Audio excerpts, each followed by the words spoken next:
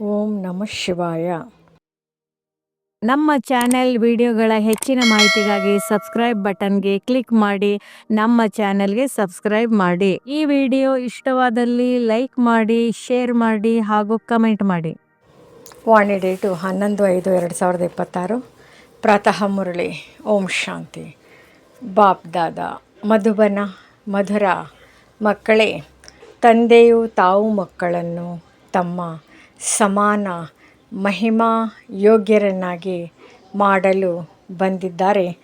ಯಾವುದು ತಂದೆಯ ಮಹಿಮೆ ಇದೆಯೋ ಅದನ್ನು ನೀವೀಗ ಧಾರಣೆ ಮಾಡಿಕೊಳ್ಳುತ್ತೀರಿ. ಪ್ರಶ್ನೆ: ಭಕ್ತಿ ಮಾರ್ಗದಲ್ಲಿ ಪರಮಾತ್ಮ ಪ್ರಿಯತಮನನ್ನು ಪೂರ್ಣ ಅರಿತುಕೊಂಡಿಲ್ಲದಿದ್ದರೂ ಸಹ ಯಾವ ಶಬ್ದಗಳನ್ನು ಬಹಳ ಪ್ರೀತಿಯಿಂದ ಹೇಳುತ್ತಾರೆ ಮತ್ತು ನೆನಪು ಮಾಡುತ್ತಾರೆ? ಉತ್ತರ: ಬಹಳ ಪ್ರೀತಿಯಿಂದ ಹೇಳುತ್ತಾರೆ ಮತ್ತು ನೆನಪು ಮಾಡುತ್ತಾರೆ. ಹೇ ಪ್ರಿಯತಮನೇ, ತಾವು ಬಂದರೆ ನಾವು ಕೇವಲ ನಿಮ್ಮನ್ನೇ ನೆನಪು ಮಾಡುತ್ತೇವೆ. ಮತ್ತೆಲ್ಲರಿಂದ ಬುದ್ಧಿಯೋಗವನ್ನು ತೆಗೆದು ತಮ್ಮೊಂದಿಗೆ ಜೋಡಿಸುತ್ತೇನೆ. ಈಗ ತಂದೆಯು ತಿಳಿಸುತ್ತಾರೆ, ಮಕ್ಕಳೇ, ನಾನು ಬಂದಿದ್ದೇನೆ ಅಂದಮೇಲೆ ಆತ್ಮಾಭಿಮಾನಿಯಾಗಿರಿ. ನಿಮ್ಮ ಮೊದಲ ಕರ್ತವ್ಯವಾಗಿದೆ ತಂದೆಯನ್ನು ಪ್ರೀತಿಯಿಂದ ನೆನಪು ಮಾಡುವುದು. ಓಂ ಶಾಂತಿ. ಮಧುರಾತಿ ಮಧುರ ಜೀವಾತ್ಮರಿಗೆ ಪರಮಪಿತ ಪರಮಾತ್ಮ ಕುಳಿತು ತಿಳಿಸುತ್ತಾರೆ, ನಾನು ಸಾಧಾರಣ ವೃದ್ಧನ ತನುವಿನಲ್ಲಿ ಬರುತ್ತೇನೆ. ಬಂದು ಬಹಳ ಮಕ್ಕಳಿಗೆ ಓದಿಸುತ್ತೇನೆ. ಬ್ರಹ್ಮ ಮುಖ ವಂಶಾವಳಿ ಬ್ರಾಹ್ಮಣ ಮಕ್ಕಳಿಗೆ ತಿಳಿಸುತ್ತೇನೆ. ಅವಶ್ಯವಾಗಿ ಮುಖದ ಮೂಲಕವೇ ತಿಳಿಸುತ್ತಾರೆ. ಮತ್ಯಾರಿಗೆ ತಿಳಿಸುತ್ತಾರೆ? ಹೇಳುತ್ತಾರೆ, ಮಕ್ಕಳೇ, ನೀವು ನನ್ನನ್ನು ಭಕ್ತಿ ಮಾರ್ಗದಲ್ಲಿ ಹೇ ಪತಿತ ಪಾವನ ಎಂದು ಕರೆಯುತ್ತಾ ಬಂದಿದ್ದೀರಿ. ಭಾರತ ಹಾಗೂ ಇಡೀ ಪ್ರಪಂಚದಲ್ಲಿ ಎಲ್ಲರೂ ಕರೆಯುತ್ತಾರೆ. ಭಾರತವೇ ಪಾವನವಾಗಿತ್ತು, ಉಳಿದೆಲ್ಲರೂ ಶಾಂತಿಧಾಮದಲ್ಲಿದ್ದರು. ಮಕ್ಕಳಿಗೆ ಇದು ಸ್ಮೃತಿ ಇರಲಿ. ಸತ್ಯ ತ್ರೇತಾಯುಗವೆಂದು ಯಾವುದಕ್ಕೆ ಹೇಳಲಾಗುತ್ತದೆ? ದ್ವಾಪರ ಕಲಿಯುಗವೆಂದು ಯಾವುದಕ್ಕೆ ಹೇಳಲಾಗುತ್ತದೆ? ಅದರಲ್ಲಿ ಯಾರು ಯಾರು ರಾಜ್ಯ ಮಾಡುತ್ತಿದ್ದರು ಎಂದು ನಿಮ್ಮ ಬುದ್ಧಿಯಲ್ಲಿ ಸಂಪೂರ್ಣ ಜ್ಞಾನ ಇದೆ. ಹೇಗೆ ತಂದೆಗೆ ರಚನೆಯ ಆದಿ ಮಧ್ಯ ಅಂತ್ಯದ ಜ್ಞಾನವಿದೆಯೋ ಹಾಗೆ ನಿಮ್ಮ ಬುದ್ಧಿಯಲ್ಲಿಯೂ ಇದೆ. ತಂದೆಯು ಯಾವ ಜ್ಞಾನವನ್ನು ಕೊಡುತ್ತಾರೆಯೋ ಅದು ಮಕ್ಕಳಲ್ಲಿಯೂ ಅವಶ್ಯವಾಗಿ ಇರಬೇಕು.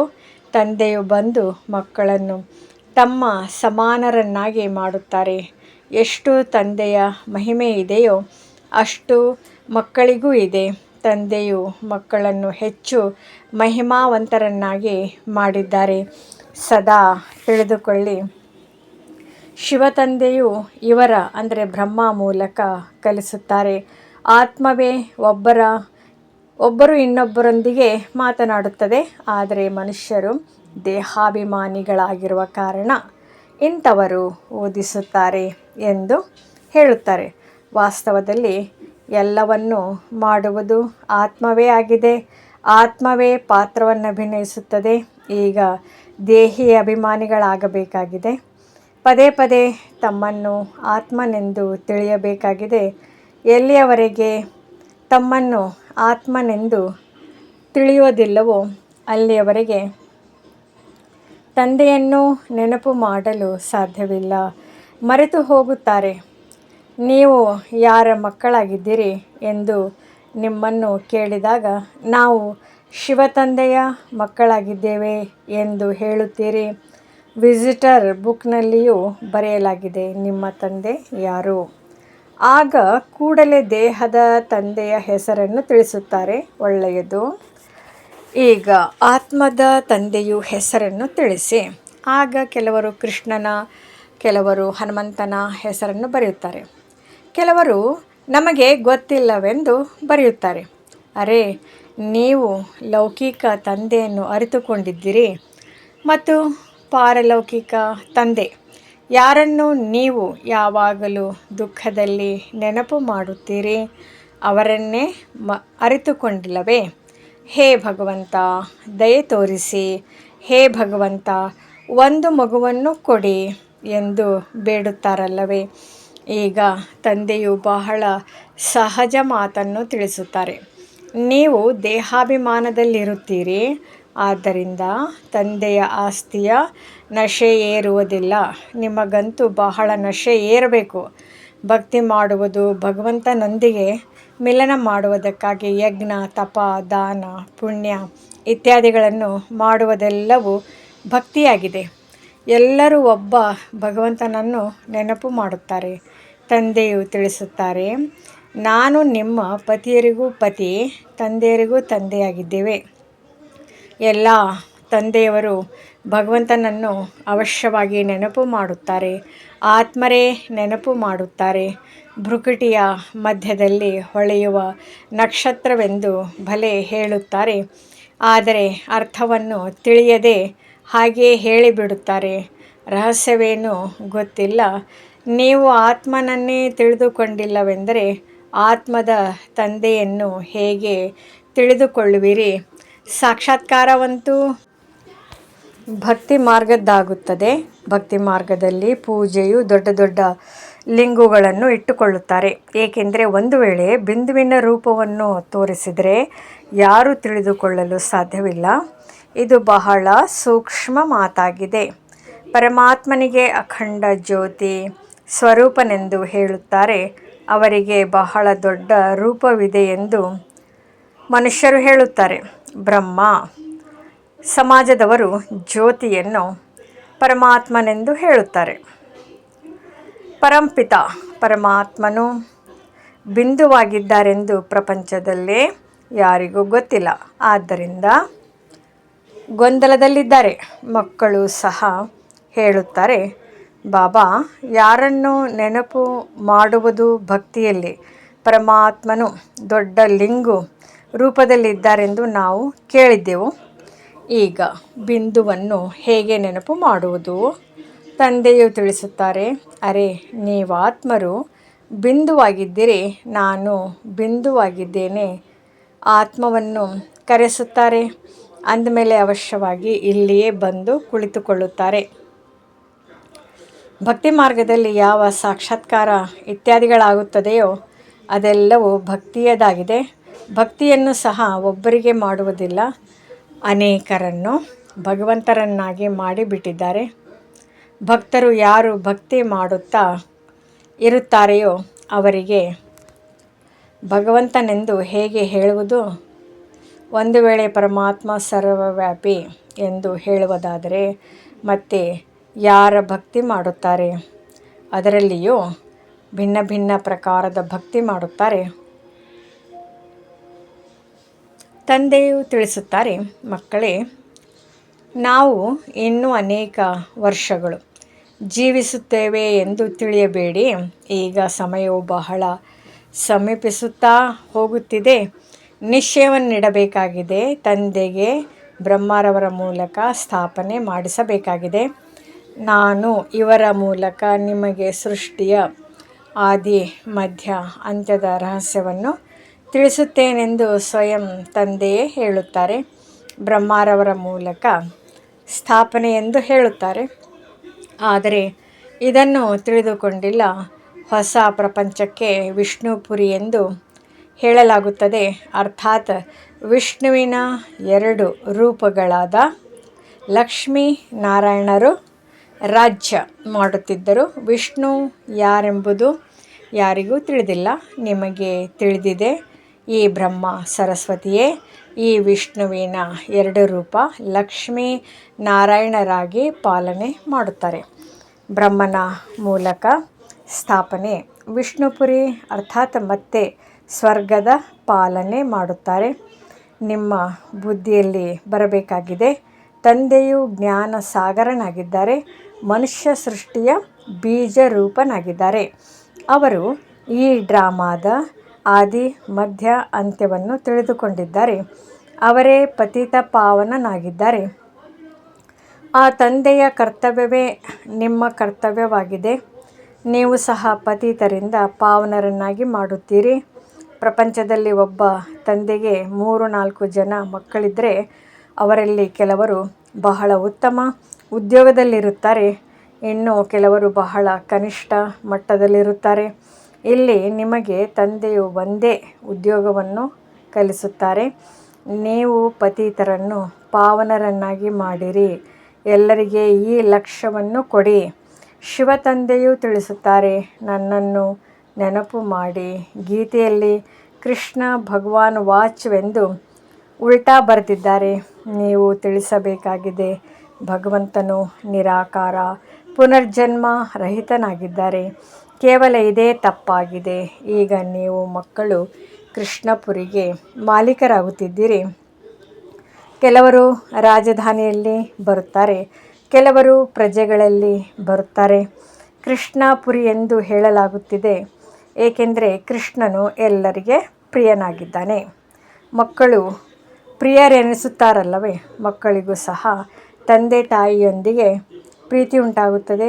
ಈಗ ತಂದೆಯು ತಿಳಿಸುತ್ತಾರೆ, ನೀವು ತಮ್ಮನ್ನು ಶರೀರವೆಂದು ತಿಳಿಯಬೇಡಿ. ಪದೇ ಪದೇ ತನ್ನನ್ನು ಆತ್ಮ ನಿಶ್ಚಯ ಮಾಡಿಕೊಳ್ಳಿ. ಆತ್ಮಾಭಿಮಾನಿಯಾಗಿ ತಂದೆಯು ನಿರಾಕಾರನಾಗಿದ್ದಾರೆ ತಿಳಿಸುವುದಕ್ಕಾಗಿ ಇಲ್ಲಿಯೇ ಶರೀರವನ್ನು ತೆಗೆದುಕೊಳ್ಳಬೇಕಾಗುತ್ತದೆ. ಶರೀರವಿಲ್ಲದೆ ತಿಳಿಸಲು ಸಾಧ್ಯವಿಲ್ಲ. ನಿಮಗಂತೂ ತಮ್ಮದೇ ಆದ ಶರೀರವಿದೆ. ಆದರೆ ತಂದೆಯು ಈ ಬ್ರಹ್ಮ ಶರೀರವನ್ನು ಲೋನ್ ಆಗಿ ತೆಗೆದುಕೊಳ್ಳುತ್ತಾರೆ. ಬಾಕಿ ಇದರಲ್ಲಿ ಪ್ರೇರಣೆಯ ಮಾತಿಲ್ಲ. ಸ್ವಯಂ ತಂದೆಯೇ ತಿಳಿಸುತ್ತಾರೆ, ನಾನು ಈ ಶರೀರ ಧಾರಣೆ ಮಾಡಿ ಮಕ್ಕಳಿಗೆ ಓದಿಸುತ್ತೇನೆ. ಏಕೆಂದರೆ ನೀವು ಆತ್ಮರು ಈಗ ತಮೋ ಪ್ರಧಾನರಾಗಿ ಬಿಟ್ಟಿದ್ದೀರಿ, ಮತ್ತು ಸತೋ ಪ್ರಧಾನರನ್ನಾಗಿ ಮಾಡಬೇಕಾಗಿದೆ. ಪತಿತ ಪಾವನ ಬನ್ನಿ ಎಂದು ಹಾಡುತ್ತಾರೆ, ಆದರೆ ಅರ್ಥವನ್ನು ತಿಳಿದುಕೊಂಡಿಲ್ಲ. ತಂದೆಯು ಹೇಗೆ ಬಂದು ಪಾವನರನ್ನಾಗಿ ಮಾಡುತ್ತಾರೆ ಎಂಬುದನ್ನು ನೀವೀಗ ತಿಳಿದುಕೊಂಡಿದ್ದೀರಿ. ಇದು ಸಹ ನಿಮಗೆ ತಿಳಿದಿದೆ. ಸತ್ಯುಗದಲ್ಲಿ ಕೇವಲ ನಮ್ಮದೇ ಚಿಕ್ಕ ವೃಕ್ಷವಿರುವುದು. ನೀವು ಸ್ವರ್ಗದಲ್ಲಿ ಹೋಗುತ್ತೀರಿ. ಬಾಕಿ ಯಾವ ಇಷ್ಟೊಂದು ಖಂಡಗಳಿವೆಯೋ ಅವುಗಳ ಹೆಸರು ಗುರುತು ಇರುವುದಿಲ್ಲ. ಭಾರತ ಖಂಡವೇ ಸ್ವರ್ಗವಾಗುವುದು. ಪರಮಪಿತ ಪರಮಾತ್ಮನು ಬಂದು ಸ್ವರ್ಗದ ಸ್ಥಾಪನೆ ಮಾಡುತ್ತಾರೆ. ಈಗ ನರಕವಾಗಿದೆ. ಭಾರತ ಖಂಡವೇ ಪ್ರಾಚೀನವಾಗಿದೆ. ಎಲ್ಲಿ ದೇವತೆಗಳ ರಾಜ್ಯವಿತ್ತೋ ಈಗ ಇಲ್ಲ. ಇಲ್ಲಿ ಅವರ ಮಂದಿರಗಳಿವೆ, ಚಿತ್ರಗಳಿವೆ ಅಂದಾಗ ಭಾರತದ್ದೇ ಮಾತಾಯಿತು. ಇದು ಯಾವುದೇ ಭಾರತವಾಸಿಗಳ ಬುದ್ಧಿಯಲ್ಲಿ ಬರುವುದಿಲ್ಲ. ಭಾರತವು ಸ್ವರ್ಗವಾಗಿತ್ತು. ಈ ಲಕ್ಷ್ಮೀನಾರಾಯಣರು ಮಾಲೀಕರಾಗಿದ್ದರು. ಮತ್ಯಾವುದೇ ಖಂಡವಿರಲಿಲ್ಲ. ಈಗಂತೂ ಅನೇಕ ಧರ್ಮಗಳು ಬಂದು ಬಿಟ್ಟಿದೆ. ಭಾರತವಾಸಿಗಳು ಧರ್ಮಭ್ರಷ್ಟರು, ಕರ್ಮಭ್ರಷ್ಟರಾಗಿ ಬಿಟ್ಟಿದ್ದಾರೆ. ಕೃಷ್ಣನಿಗೆ ಶ್ಯಾಮ ಸುಂದರನೆಂದು ಹೇಳುತ್ತಾರೆ, ಆದರೆ ಅರ್ಥವನ್ನು ತಿಳಿದುಕೊಂಡಿಲ್ಲ. ಅವಶ್ಯವಾಗಿ ಇವರು ಕಪ್ಪಾಗಿದ್ದಾರಲ್ಲವೇ, ಕೃಷ್ಣನಿಗೆ ಸರ್ಪವು ಕಚ್ಚಿತು, ಆದ್ದರಿಂದ ಕಪ್ಪಾಗಿ ಬಿಟ್ಟನೆಂದು ಹೇಳುತ್ತಾರೆ. ಕೃಷ್ಣನಂತೂ ಸತ್ಯುಗದ ರಾಜಕುಮಾರನಾಗಿದ್ದನು. ಅಂದಮೇಲೆ ಹೇಗೆ ಕಪ್ಪಾಗಿ ಬಿಟ್ಟನು? ನೀವೀಗ ಈ ಮಾತುಗಳನ್ನು ತಿಳಿದುಕೊಂಡಿದ್ದೀರಿ. ಕೃಷ್ಣನ ತಂದೆ ತಾಯಿಯೂ ಸಹ ಈಗ ಓದುತ್ತಿದ್ದಾರೆ. ತಂದೆ ತಾಯಿಗಿಂತಲೂ ಕೃಷ್ಣನು ಶ್ರೀಕೃಷ್ಣನು ಉತ್ತಮನೆಂದು ಗಾಯನವಿದೆ. ತಂದೆ ತಾಯಿಯ ಹೆಸರಿಲ್ಲ. ಇಲ್ಲದಿದ್ದರೆ ಯಾವ ತಂದೆ ತಾಯಿಯಿಂದ ಇಂತಹ ಮಗು ಜನ್ಮ ಪಡೆದನೋ ಆ ತಂದೆ ತಾಯಿಯೂ ಸಹ ಎಷ್ಟು ಪ್ರಿಯರಾಗಬೇಕು. ಆದರೆ ಇಲ್ಲ, ಮಹಿಮೆಯೆಲ್ಲವೂ ರಾಧೆ ಕೃಷ್ಣನಿಗೆ ಇದೆ. ಅವರ ತಂದೆ ತಾಯಿಗೆ ಏನೂ ಇಲ್ಲ. ನಿಮ್ಮ ಬುದ್ಧಿಯಲ್ಲಿ ಜ್ಞಾನವಿದೆ. ನೀವು ಅಂದರೆ ಜ್ಞಾನವು ದಿನ, ಭಕ್ತಿಯು ರಾತ್ರಿಯಾಗಿದೆ. ಅಂಧಕಾರ ರಾತ್ರಿಯಲ್ಲಿ ಮನುಷ್ಯರು ಅಲೆದಾಡುತ್ತಿರುತ್ತಾರೆ.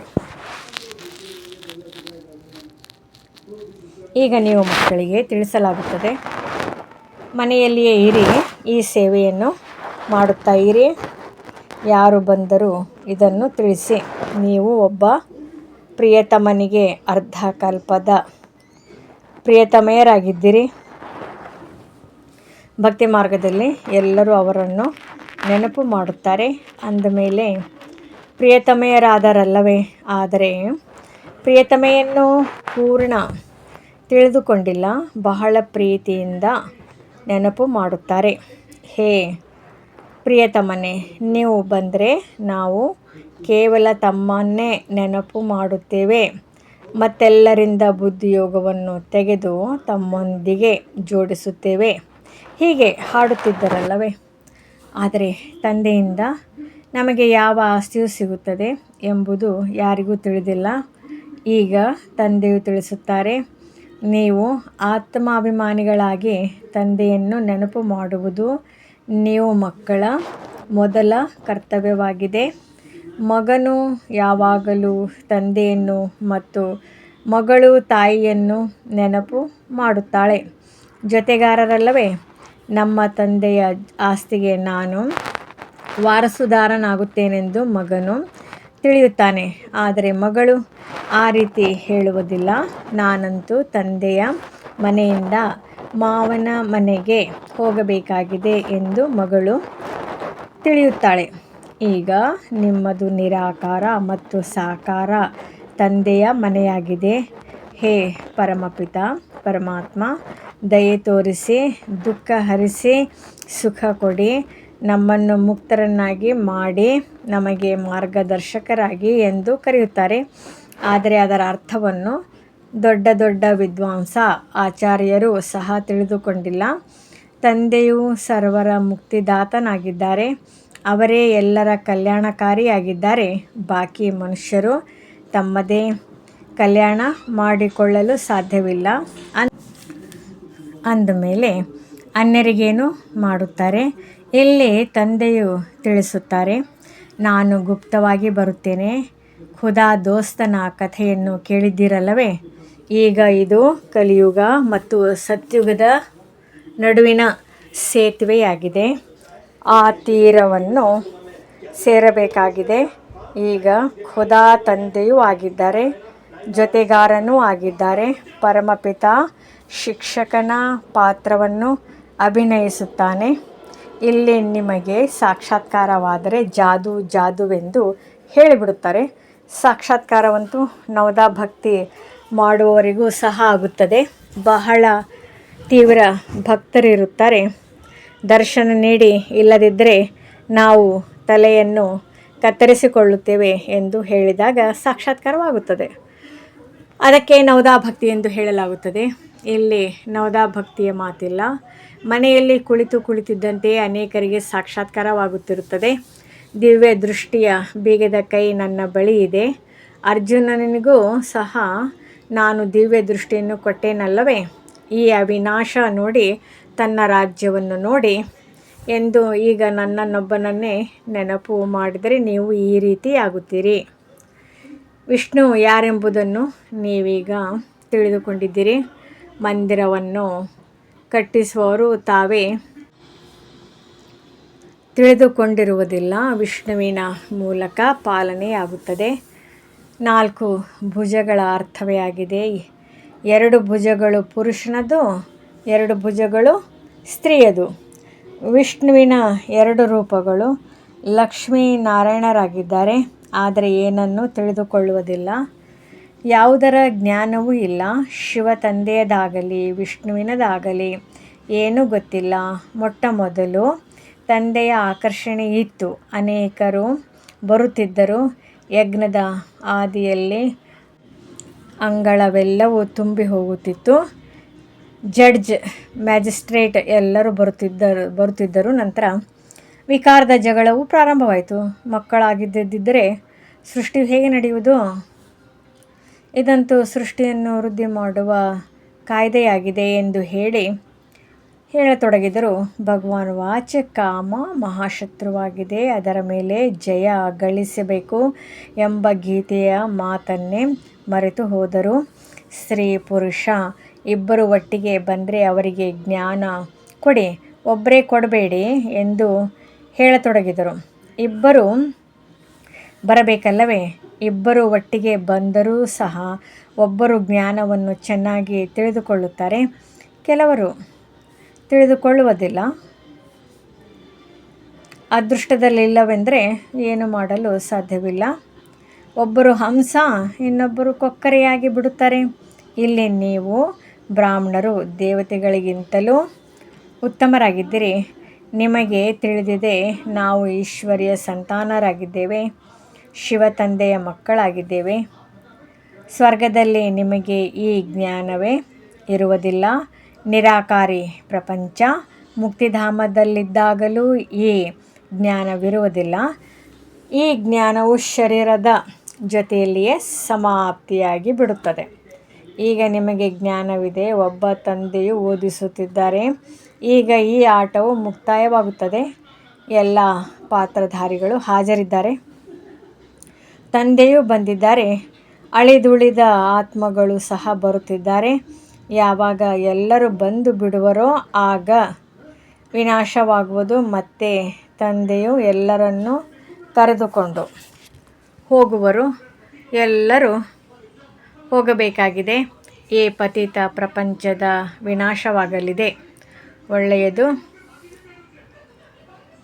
ಮಧುರಾತಿ ಮಧುರ ಅಗಲಿ ಹೋಗಿ ಮರಳಿ ಸಿಕ್ಕಿರುವ ಮಕ್ಕಳ ಪ್ರತಿ ಮಾತಾಪಿತಾ ಬಾಬ್ದಾದರವರ ನೆನಪು, ಪ್ರೀತಿ ಹಾಗೂ ಸುಪ್ರಭಾತ. ಆತ್ಮಿಕ ಮಕ್ಕಳಿಗೆ ಆತ್ಮಿಕ ತಂದೆಯ ನಮಸ್ತೆ. ಧಾರಣೆಗಾಗಿ ಮುಖ್ಯ ಸಾರ.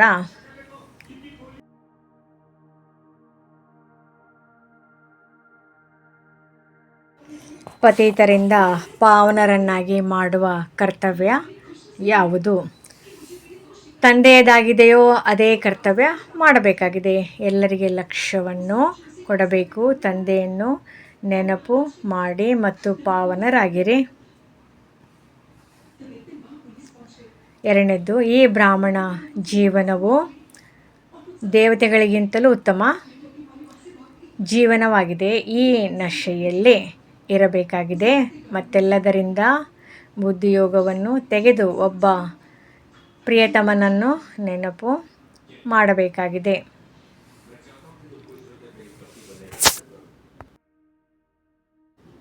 ವರದಾನ: ತ್ಯಾಗ ಹಾಗೂ ಸ್ನೇಹದ ಶಕ್ತಿಯ ಮೂಲಕ ಸೇವೆಯಲ್ಲಿ ಸಫಲತೆಯನ್ನು ಪ್ರಾಪ್ತಿ ಮಾಡಿಕೊಳ್ಳುವಂತಹ ಸ್ನೇಹಿ ಸಹಯೋಗಿ ಭವ. ಹೇಗೆ ಆರಂಭದಲ್ಲಿ ಜ್ಞಾನದ ಶಕ್ತಿಯು ಕಡಿಮೆ ಇತ್ತು, ಆದರೆ ತ್ಯಾಗ ಹಾಗೂ ಸ್ನೇಹದ ಆಧಾರದಿಂದ ಸಫಲತೆಯು ಸಿಕ್ಕಿತು. ಬುದ್ಧಿಯಲ್ಲಿ ಹಗಲು ರಾತ್ರಿ ಬಾಬಾ ಮತ್ತು ಯಜ್ಞದ ಕಡೆ ಲಗನ್ ಇತ್ತು. ಬಹಳ ಪ್ರೀತಿಯಿಂದ ಬಾಬಾ ಮತ್ತು ಯಜ್ಞ ಎಂಬ ಶಬ್ದವು ಹೊರಬರುತ್ತಿತ್ತು.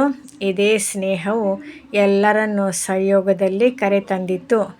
ಇದೇ ಶಕ್ತಿಯಿಂದ ಕೇಂದ್ರವಾಯಿತು. ಸಾಕಾರನ ಸ್ನೇಹದಿಂದಲೇ ಮನ್ಮನಾಭವ ಆದೆವು. ಸಾಕಾರನ ಸ್ನೇಹವೇ ಸಹಯೋಗಿಯನ್ನಾಗಿ ಮಾಡಿತು. ಈಗಲೂ ತ್ಯಾಗ ಹಾಗೂ ಸ್ನೇಹದ ಶಕ್ತಿಯಿಂದ ಮುತ್ತಿಗೆ ಹಾಕುತ್ತೀರೆಂದರೆ ಸಫಲತೆಯು ಸಿಕ್ಕಿ ಬಿಡುವುದು. ಸ್ಲೋಗನ್: ಸೂಕ್ಷ್ಮ ದೇವತೆ ಆಗಬೇಕೆಂದರೆ ವ್ಯರ್ಥ ಮಾತು ಅಥವಾ ಬೇಸರ ಪಡಿಸುವ ಮಾತುಗಳಿಂದ ಮುಕ್ತರಾಗಿರಿ. ಅವ್ಯಕ್ತ ಸೂಚನೆ: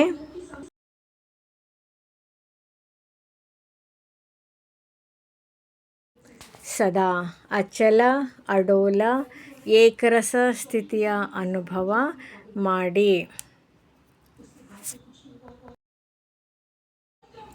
ಯಾವುದೇ ಮಾತು ಬರಲಿ, ಪ್ರಕೃತಿಯಿಂದ ಆಗಲಿ ವ್ಯಕ್ತಿಗಳಿಂದ ಆಗಲಿ, ಯಾವುದು ಸಹ ಅಚಲ ಸ್ಥಿತಿಯ ಆಸನವನ್ನು ಸ್ವಲ್ಪವೂ ಅಲುಗಾಡಿಸಬಾರದು. ಇಷ್ಟು ಪಕ್ಕಾ ಆಗಿದ್ದೀರಿ ಅಲ್ಲವೇ? ನೋಡಿ ಹೇಗೆ ಶರೀರ ಒಂದು ವೇಳೆ ಆಸನದ ಮೇಲೆ ಸ್ಥಿರವಾಗಿ ಇರುವುದಿಲ್ಲ ಎಂದರೆ ಏರುಪೇರು ಮಾಡುತ್ತದೆ. ಇದೇ ರೀತಿ ಮನಸ್ಸು ಏರುಪೇರು ಮಾಡುವುದಿಲ್ಲವೇ? ಸದಾ ಅಡೋಲ, ಸ್ವಲ್ಪವೂ ಏರುಪೇರು ಇರದಿರಲಿ. ಒಂದು ವೇಳೆ ಕೆಲವೊಮ್ಮೆ ಏರುಪೇರು, ಕೆಲವೊಮ್ಮೆ ಸ್ಥಿರ ಆಗಿರುತ್ತೀರಿ ಎಂದರೆ ಸಿಂಹಾಸನವು ಸಹ ಕೆಲವೊಮ್ಮೆ ಸಿಗುವುದು, ಕೆಲವೊಮ್ಮೆ ಸಿಗುವುದಿಲ್ಲ. ಓಂ ಶಾಂತಿ. ಓಂ ನಮಃ ಶಿವಾಯ. ಈ ವಿಡಿಯೋ ಇಷ್ಟವಾದಲ್ಲಿ ಹೆಚ್ಚಿನ ವಿಡಿಯೋಗಳ ಮಾಹಿತಿಗಾಗಿ ನಮ್ಮ ಚಾನಲ್ಗೆ ಸಬ್ಸ್ಕ್ರೈಬ್ ಮಾಡಿರಿ. ತಮಗೆ ವಿಡಿಯೋ ನೋಟಿಫಿಕೇಷನ್ ಸಿಗ್ತಾ ಇರುವುದು. ಧನ್ಯವಾದಗಳು.